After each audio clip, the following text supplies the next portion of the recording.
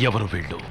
ఒక అగ్గిపెట్టెని 15 రూపాయలకి అమ్మే దేశం నుంచి, చమురు, విద్యుత్తు, వైద్యం ఏవీ లేని దేశం నుంచి, విద్యాలయాల్లో యుద్ధ భేరీలు ప్రతిధ్వనించే దేశం నుంచి, జన్మభూమిని జన్మనిచ్చిన వాళ్ళని వదులుకొని పడవలెక్కి వలస వచ్చిన దేశంలో ఆదరణ లేక నిర్దాక్షిణ్యంగా నడి సముద్రంలోకి నెట్టివేయబడ్డవాళ్ళు.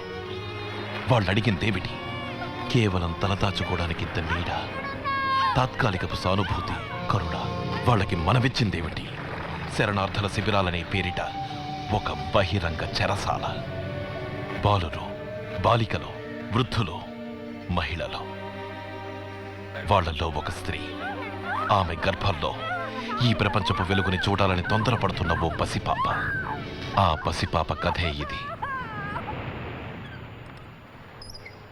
నీ మొట్టమొదటి రచయితనేది నీ వల్లే. నీ వల్లే ఇంతని నాకు దక్కనైంది. నువ్వే నా సర్వస్వం.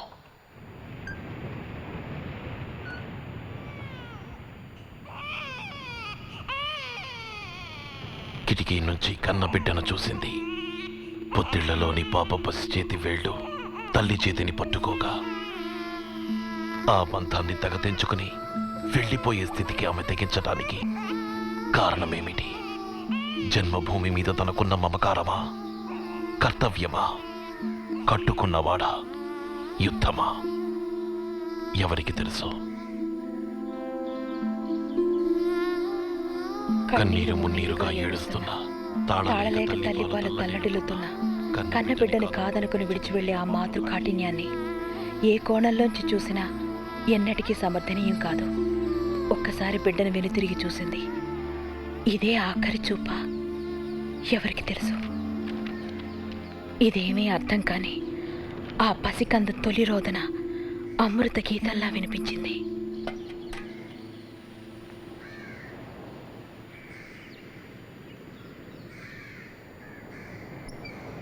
అది చదివిన వెంటనే నాకు అమృత నచ్చేసింది. ఆ కథ రాసిన వారు నచ్చేశారు. అప్పుడు నాకు ఇంకా పెళ్ళే కాలేదురా. ఒక్క నిమిషం. హలో, మీరు రాసిన కథ పత్రికలో వచ్చింది. ఇదే మీ మొదటి కథ? సుమారుగా ఉంది. అబద్ధం చెప్పకండి. చదివాక చాలాసేపు మోకాళ్ళలో మొహం దాచుకున్నారా? కన్నీళ్ళు పెట్టుకున్నారా? గూఢచారి పెట్టారేంటి? అవును, ఎందుకు నా పేరుతో రాశారు? మీ ఉద్దేశం ఏమిటి? లోకంలో మీరొక్కరైనా ఇందిరా?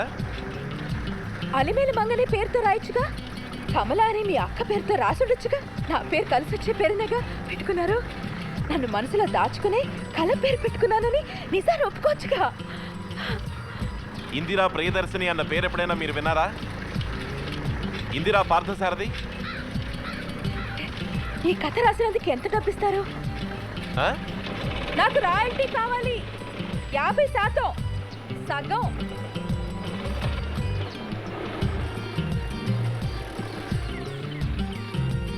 ఏమా ఇవాళ పరీక్ష ఎలా రాశావు? బతికిపోయాం. రేపు సరే. ఏమిటి అందరూ గుంపుగా వచ్చారు? ముగ్గురు తిరిగి రాలేదయ్యా. ఏమయ్యారో తెలీదు. మీకెలా తెలిసింది? వచ్చిన వాళ్ళు చెప్తే తెలిసిందయ్యా. ఎక్కడ జరిగింది? దేవీపట్నం తూర్పునండి. పోలీస్ కంప్లైంట్ ఇచ్చారా? ఇచ్చామండి. మేము చూసుకుంటాం, మీరు వెళ్ళండి అని చెప్పారండి. పోలీసులతో పని కదా, అందరూ కాస్త ఓపిక పట్టండి. జోసఫ్, నువ్వు వెంటనే పోలీస్ స్టేషన్ వెళ్ళి ఎస్ఐ గారితో మాట్లాడు. ఏంటమ్మా ఇది? కాకరకాయ ఒంటికి మంచిదని వంటితో అంతా వదిలేసావు. కాకరకాయ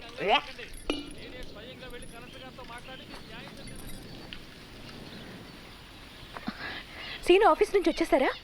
ఇంద్ర ఇది పట్టుకో. ఓ చెయ్యి, ఇద్దరం కలిసి మడుద్దాం. రేపు సోషియాలజీ ఎగ్జామ్, నా వీకెస్ట్ సబ్జెక్ట్. ఇవ్వండి. మిగతా వాటిలో పెద్ద స్ట్రాంగ్ అయినట్టు. నీ తిప్పకటింగాడు ఏం చేశాడో చూడు. వీడొకడ్రా, చిల్లి కుండల అస్తమానం సొయ్యమని. ఇది తీసుకో. రోజుకి ఎన్నిసార్లు పోస్తావురా? పట్టుకోండి. మీరు రాసిన కథ నిజమా లేక రీల్ వదిలేరా? కొడితే 32 పళ్ళు రాలిపోతాయి. 31. బ్రహ్మ తప్పు చేస్తాడు. సరే, 31. కథలో ఉన్న పాప నిజమేనా? రెడ్ క్రాస్లో ఉంది. నన్ను అక్కడ తీసుకెళ్తారా? పాపం చూడాలి. ఆ పని మాత్రం చేయను.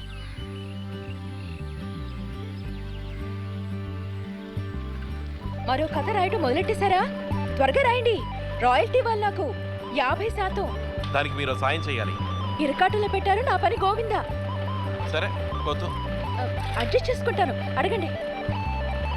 వద్దులే, మీకు నచ్చదు. పర్వాలేదు, ఇంత దూరం తీసుకొచ్చి సస్పెన్స్ లో పెట్టకండి. కాదులే, మీరు ఒప్పుకోరు. అయ్యో, ఒప్పుకుంటాను ఒప్పుకుంటాను ఒప్పుకుంటాను. మరి వెళ్ళేంత వరకు ఒక్క మాట మాట్లాడకూడదు, సరేనా? నేను ఒక్క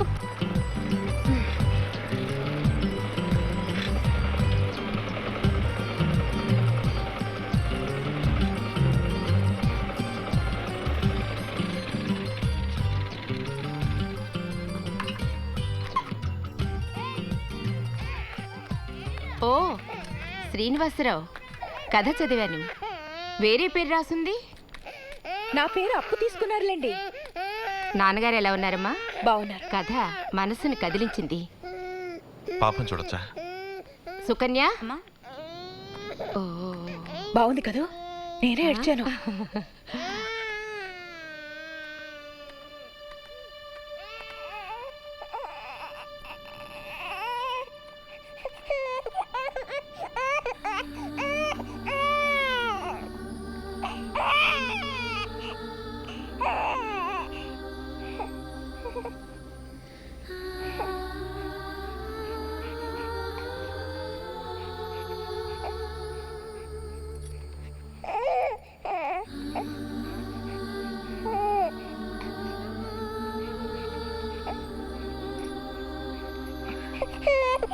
ఓ ఓ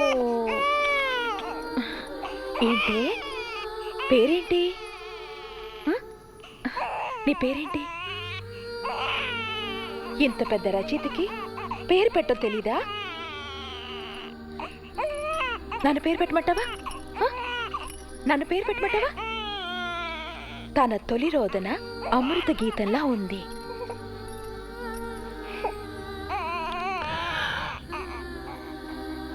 ఈ పాపను దత్తత తీసుకోబోతున్నారా?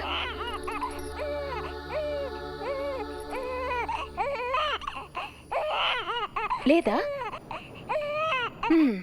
మీ లక్ష్యం కేవలం కథ రాయటం మాత్రం వరకేనా? చూడండి, శ్రీలంక పక్క చేయి చూపిస్తోంది.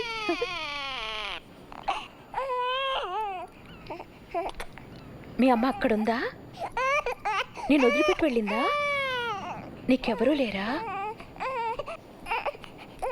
మా అమ్మ కూడా నన్ను వదిలిపెట్టి వెళ్ళింది.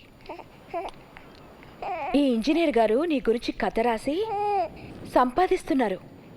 కథ రాస్తే సరిపోతుందా? అడుగు.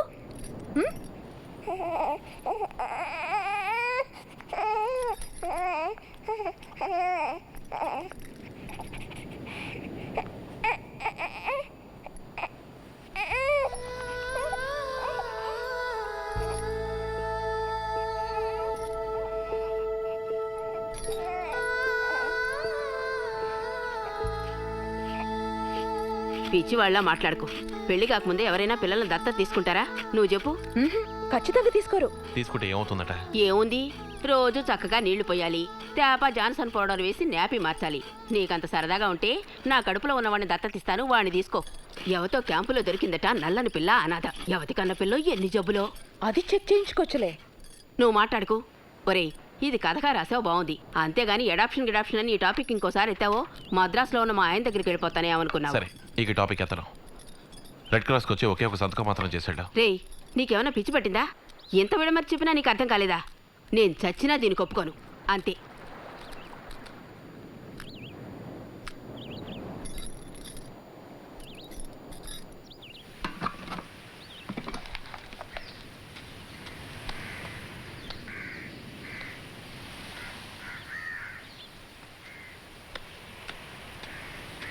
అక్క, అరే చదువుకుంటేనే కదా పైకి వచ్చేది. వారు అబ్బాయి గారి చలువరాల ఫ్యాక్టరీలో మేనేజర్గా పనిచేస్తున్నారు. సరే సరే, రావయ్య శ్రీనివాసరావు, సరైన సమయానికి వచ్చావు. సుబ్రహ్మయ్య, ఆ కుర్చీ తీసుకొచ్చి పోయి. ఇతను శ్రీనివాసరావు, మన వెనకింట్లోనే అద్దెకుంటున్నారు. మన పక్క ఊళ్ళో పెద్ద ఫ్యాక్టరీ కడుతున్నారు కదా, దానికి ఇతనే ఇంజనీర్. అంతేకాదండి, ఇతను మంచి కథలు రాస్తాడు. అదే నీడ, గొడుగు, గోపురం అని ఇలాంటివన్నీ. వీళ్ళు మన ఇందరిని తెలుస్తోంది. చూస్తేనే తెలుస్తుంది. ఇంటి తాళం కోసం కాఫీ వచ్చాడు. పెట్టుకో, సరే. నేను టిఫిన్ తెస్తాను. ఏమిటి అలా చూస్తున్నారు? అబ్బే ఏం లేదు. తిను బాబు, బహుమాట పడకండి, తినండి. ఏమిటి ఉన్నట్టుండి అబ్బాయి, తోడెవరన్నా వెళ్ళాలా? వచ్చేస్తాడు. సార్ ఒక్క నిమిషం. సరే, రాని. హలో, మ్యాచ్ బాక్స్ ఉందా? లోపల తహసీల్దార్ గారు ఉన్నారు కదా, స్మోక్ చేయడం కుదరలేదు. అగ్గిపెట్టే లేదు. బుక్స్ చదివేంత టైం లేదు. రాసి పొలాలు చదువుతాను, డిటెక్టివ్స్ కూడా చదువుతాను. మీ టేస్ట్ ఏమిటో నాకు అర్థమైంది. సార్ సార్ సార్ ఒక్క నిమిషం. ఈ ఇంద్రియ ఎలాంటిది? ఏంలే, వెనకింట్లో ఉంటున్నారు.